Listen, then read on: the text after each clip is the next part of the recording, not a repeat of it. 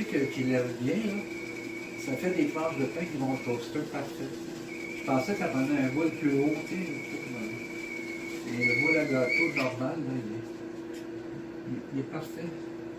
Si le pain est bien levé, là, tu sais. Ça fait que ça va être... On fait chin-chin? Oui. Yeah, chin-chin. Chin-chin. Bonjour Gilles. Bonjour. Merci de m'accueillir chez toi. Ah, ça me fait plaisir. Oui, puis c'est le fun que tu aies commencé à faire ton pain. Ça va être bon tantôt, ça. Moi, on pourrait prendre une photo du pain Ouais, s'il est ici. On va faire ça. Je pourrais vous le laisser aussi. S'il est bon, hein, s'il est ici. Hey, j'ai vu sur Facebook que tu faisais l'inventaire de tes œuvres. Ah oui, c'est quasiment du recyclage, je ne sais pas trop ce que je fais. C'est parce que je suis un peu zen, hein, moi, normalement, là, j'ai eu des grandes périodes où je peignais, je faisais des dessins, tout ça, puis tout à coup j'arrêtais, j'allais travailler. Les artistes, c'est toujours s'autofinancer. Et ça m'arrivait souvent de détruire tout ce que j'avais fait pour recommencer à... Pourquoi? Oui, je sais pas, c'est... À un moment donné, là, je me disais, bon, je peins pas pour la postérité, parce que c'est pour la postérité. Je peins pas pour vendre, je peins pas pour... Ben, je donne mes toiles, à gauche à droite, j'aime bien ça, faire ça, mais... Pas trop, parce que je ne veux pas les achaler, là. Les gens, là, me faire en tête, m'en dit, tu fais juste le bonnet des toiles, je dis, loin, tu sais. Mais il y a un petit côté zen là-dessus. Parce que quand j'étais jeune, quand j'avais 5 ans, je lirais. C'est quand un enfant, il fait comme ça, là, dans la cour, assis sur les marches, là, tout seul, là. Puis... Je me suis rendu compte, bien des années après, que je lirais pas, que je faisais un petit peu ce que les moines bouddhistes font quand ils chantent. OK. Puis en plus, bien étrange, chez nous, on chauffait au charbon à Ottawa, là, on avait 3 fournaise de charbon dans le cadre. Mon père vidait les cendres, là, ça fait des cendres, dans la cour. On avait une petite cour assez grande. Là. Et puis, ça empêchait la boue de se former. Puis moi, je regardais ça, je contrastais tout ça, puis avec un râteau, je raclais en reculant, puis en mangeant pour qu'il n'y ait personne qui marche sur la... Puis longtemps après, j'ai découvert que c'était une forme de jardin zen. Mais ils font de la méditation en faisant ça, je pense. Hein? Oui, puis ils refont ça tous les matins, tu sais. Moi, je faisais ça à 5 ans sans m'en rendre compte. Peut-être c'est un petit côté comme ça que j'ai souvent eu tendance tout à coup à m'effacer, hein, tu sais, à racler. Tu sais, tout ce que je faisais prétendument à art, prétendument à peindre. J'ai toujours pensé que c'était un peu prétentieux de me dire peindre. Mais comme moyen de méditation, ça, donc, ça c'est certain que peindre, ça peut être une forme de réflexion, de méditation, parce que c'est dans le silence, hein, moi, que je le fais. Debout, ça me vient debout quand je Je parlais de ça, j'ai un ami qui voulait que j'expose, là, un écrivain, c'est Yvon Rivard, puis ça ne marchait pas. Je suis passé dans la game, là, tu sais, des œuvres d'art contemporaines. Et j'ai dit, là, je fais le ménage dans mes affaires, je ne sais pas trop quoi faire avec ça. Il dit, détruis-les pas parce qu'il me connaît, tu sais. Il m'a demandé de ne pas détruire ça. Je dis OK. Et puis il m'a même offert, ça se peut qu'il s'achète une maison dans ces conditions. Il m'a offert de prendre ça et de le mettre quelque part, là, que ça soit sauvé. Je ne sais pas pourquoi. Là. Par contre, ça pourrait être sauvé, je ne sais pas. C'est la seule chose que je peux laisser à mes enfants, mes 3 enfants. Peut-être, mais c'est des enfants qui ne seraient pas capables de s'embarrasser avec... en tout cas, je me suis dit, j'ai dit à Yvon, j'ai dit, je vais faire une sorte d'inventaire, je vais regarder tout ce que j'ai tout à faire. Puis, s'il est d'accord, puis il m'a dit que ça serait un honneur pour lui, il serait comme le conseiller avec cette production, là, tu sais. Puis quand même, si je suis là sur 60 ans et plus, là, c'est 60 ans dans le fond. Puis avec la cause de mes enfants, qu'il soit comme sorte de conseiller. Mais il s'avère qu'il veut être plus que ça, il veut protéger quelque chose. C'est un écrivain de renom, professeur à McGill. Il est dans l'édition et tout ça. J'imagine qu'il est capable de voir la valeur de tes tableaux. Je sais pas, j'imagine que c'est... Moi, quand je fais quelque chose, après ça, ça dépend plus de moi, qu'est-ce qui se passe. Je suis pas le genre de peintre qui va faire une sorte de marketing. Tu sais, j'ai pas de carrière à mousser, puis à me battre là, pour arriver à faire un nom, des trucs comme ça. Je suis bien loin de tout ça. C'est ça, toi, c'est par passion pure et simple. En tout cas, il appelle ça un inventaire. Et la première chose que j'étais obligé de faire, ça c'était compliqué, c'est que depuis les années 80, j'ai des ordinateurs. Moi, j'en avais 4 dans la maison. Les enfants, ça venait de partout. La police est même venue me demander parce qu'il y en a une qui avait envoyé un message de détresse. Alors, c'était compliqué. En tout cas, ça veut dire que j'avais plein de disques durs avec des CD-ROM, puis des fois sur le disque dur de photos que j'avais réussi à prendre. Il faut dire, dans les années 80, il n'y avait pas de numérique comme maintenant. C'est que j'avais de très bonnes caméras, j'ai pris de très bonnes photos, des vraies caméras, des films, tout. Mais j'ai perdu bien des choses comme ça, mais j'en ai sauvé aussi des fois. Là, sur ce dernier ordinateur, là, orphelin, qui est ici, c'est le seul qui est dans la maison.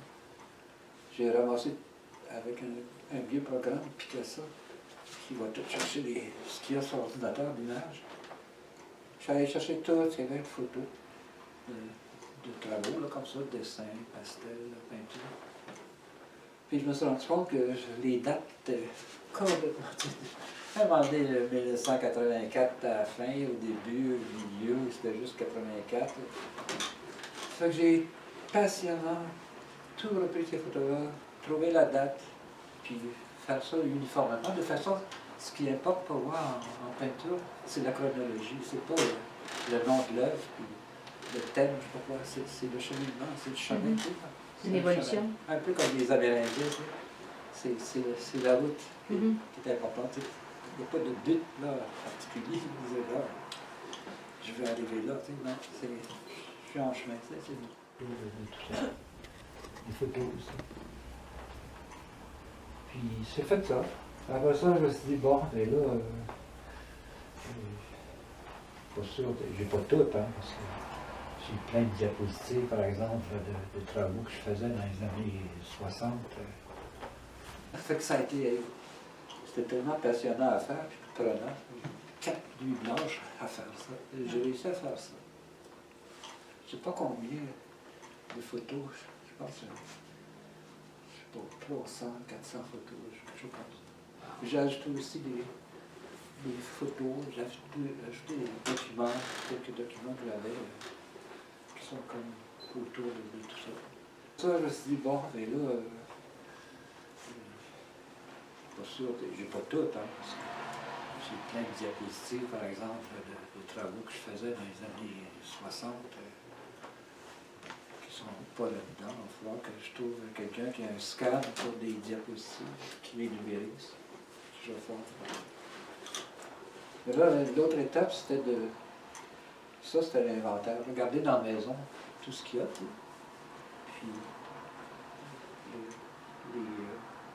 les énumérer. Fait que les grandes toiles, ça va bien.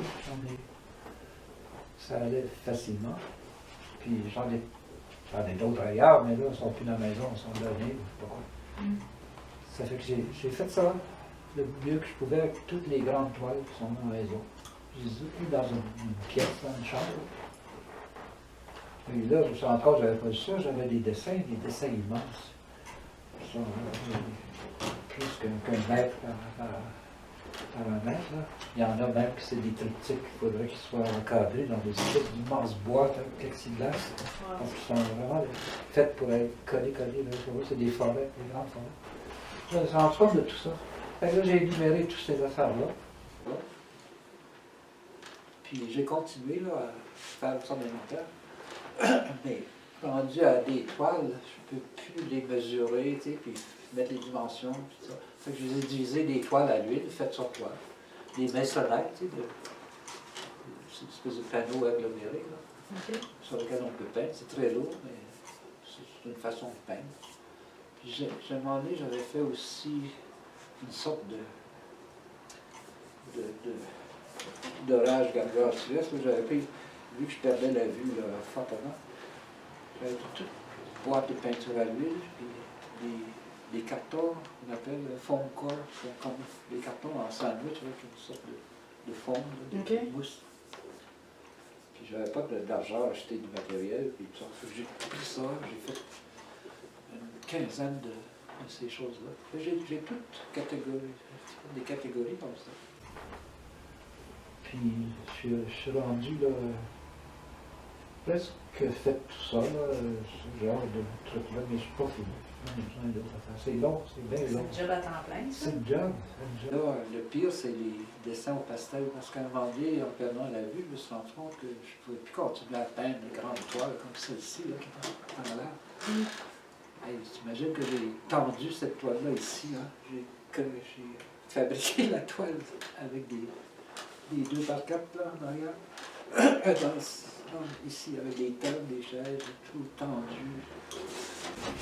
En tout cas, ça fait que c'est... Et là, cette période, ça a commencé il y a 3 ans, je pense, à peu près, où au lieu de peindre sur des toiles avec de l'huile, tout ça, j'ai acheté du pastel et des tablettes de dessin, de tout format. Des très grandes, de 24 pouces par 18, oui, et plus petites aussi. Mais en général, pas plus que 22, 24. Mais là, dans ma chambre, ce qui veut dire bon, là où je range ces choses-là, j'en ai pour les fous et les fins, là, c'est une table, puis je pense que j'ai peut-être une trentaine ou une quarantaine de tablettes qui ont chacune 20 à 30 dessins chacun, pour calculer le nombre de pastels qu'il y a là-dedans. C'est que ça, je vais être obligé de faire l'inventaire par tablette, tu sais. Mais chronologiquement, j'espère aussi, c'est un gros travail.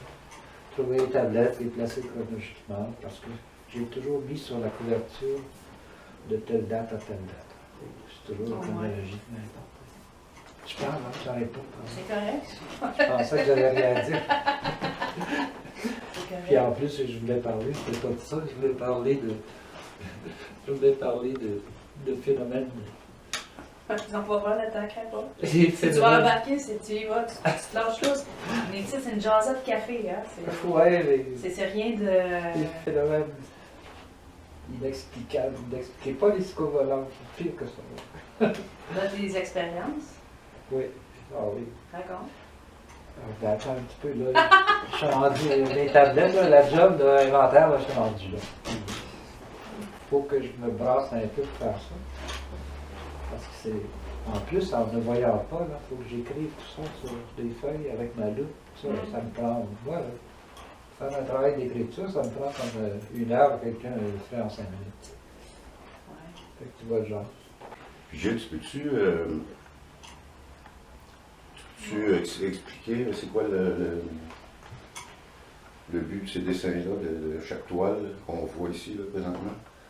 Après, le beaucoup, c'est la famille. Là. Ça, c'est Raphaël à 6 ans. Ici, c'est Lynn avec Annika. Elle avait peut-être 4 ans, là, avec ses jouets et son chat. En haut, c'est une forêt. Ça, c'est quand j'ai commencé à perdre la vue. Je me suis dit, il faut que je fasse quelque chose. Là, j'ai ramassé des petites toiles qui traînaient. J'ai commencé à tout ramasser. Je pouvais barbouiller dans la maison, parce que je ne pouvais pas acheter. Je n'avais pas d'argent à acheter. Fait que je partais avec ces forêts peintes. J'en ai fait une douzaine comme ça. Puis après ça, les pastels sont venus très rapidement.